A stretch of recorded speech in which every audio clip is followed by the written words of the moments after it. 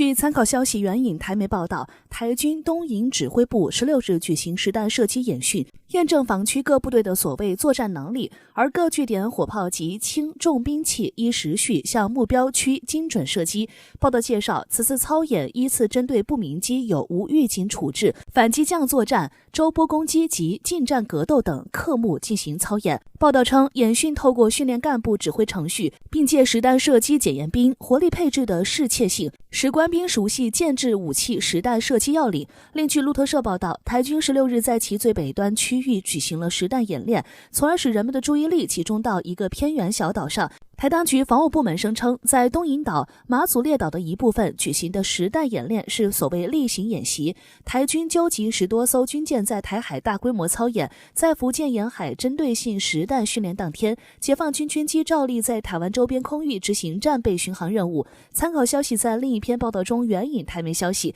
解放军一架运8电侦机16日飞入台湾所谓西南防空识别区，更一路飞到台湾东南空域。军方相关人士17日透露，运8电侦机的航线已经进入台湾所谓演习管制域，不仅涉及侦搜演习电子参数，更是向台湾方面进行挑衅。该人士指出，过去在台军进行导弹射击演训、海空军联合操演期间，解放军的情报船停留在相关管制区外缘，进行情报侦搜的案例屡见不鲜。但像16日大陆运8电侦机直接切进台军演习管制空域的动作，情况相当罕见。对于解放军在台海周边的军事行动，国防部新闻局副局长、国防部新闻发言人谭克飞此前曾表示，当前台海局势紧张升级的根源，在于民进党当局和台独分裂势力的谋独挑衅和外部势力的以台制华图谋，捍卫国家主权安全，遏制台独分裂行径，中国人民解放军义不容辞。